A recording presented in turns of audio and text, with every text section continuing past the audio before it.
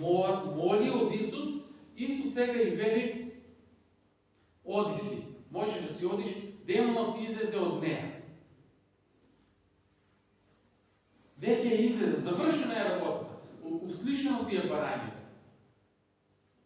Како така? Па Исус не се ни добре, ништо не направи. Но жената си ги собра панталите, така условно кажено, си замина и си одиде. Таа поверува на тоа што Исус си го каже. Може ли да се довериме на тоа што Исус го каже? На сето тоа што го читам овде, може ли здраво за готово да го земе? Да се довериме? Може. Преку толкување на Словото Божјо, може. И се врати таа дома, ја најде ќерка си како лежи на постела, а демонот беше излегол од неја.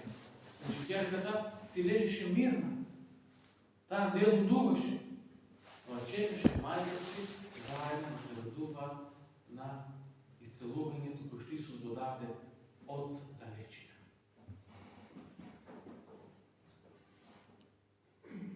На крај, за крај, браќи и сестри, како заклучок, како поука да извлечеме. Господ не дава туку така. Дај ми нати. Треба да се молиме. Господ сака да се молиме. Тој, ние пред да кажеме нашата молба, тој веќе знае што ни треба. Но тој сака да се моли. Да воспоставаме комуникација заедничко со него.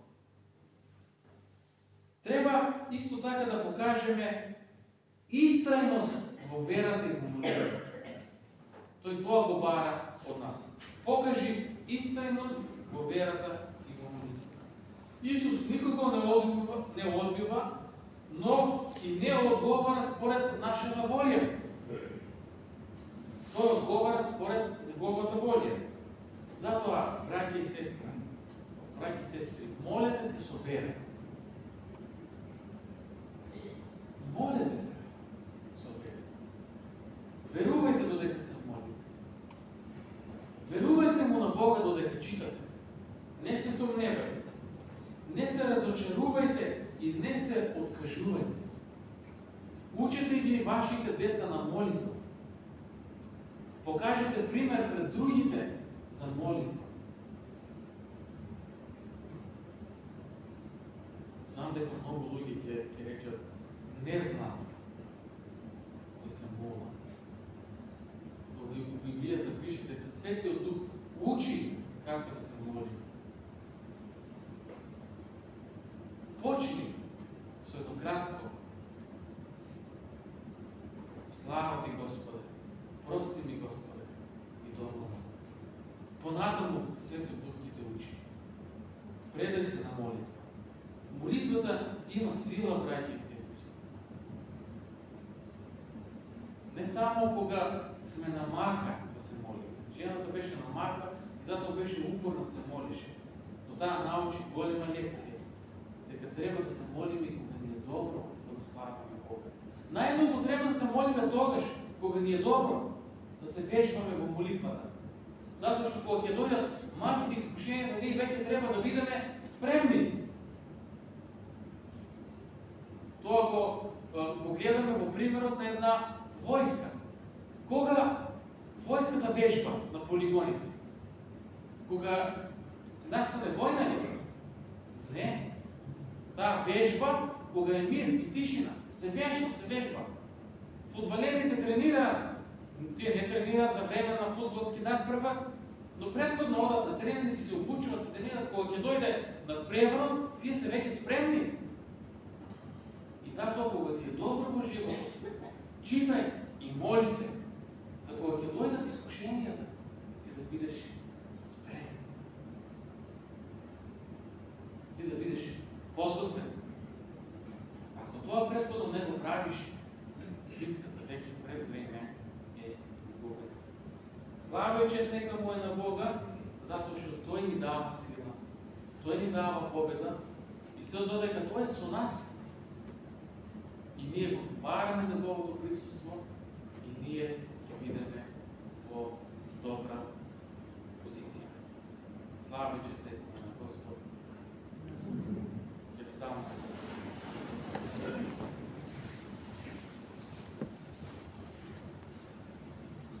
Господе, Ти благодарим ovo утро за Твоето Слово. Ти благодарим, Господе, за полуките, които Ти ни ги даваш. И Те молиме, подготвяй не постоянно, за да можем и ние на един истинен начин да се молиме, да Ти отдаваме слава и чест на Тебе и нашата вера да биде силна.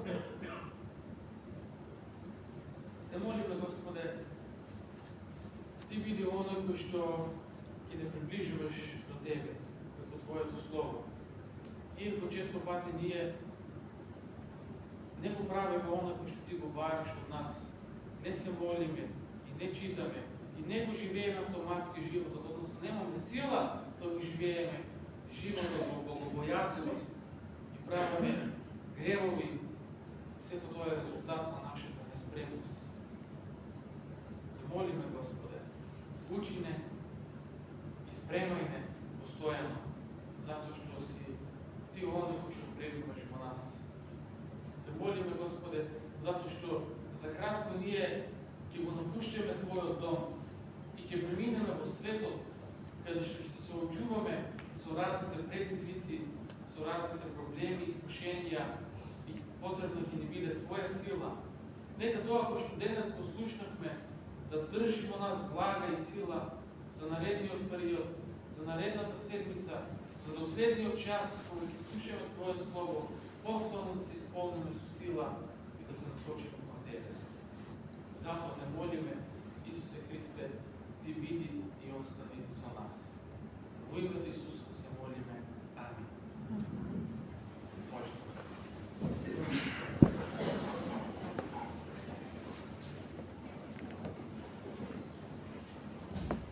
Ќе го прославиме Бога со последната песна 262. Amen.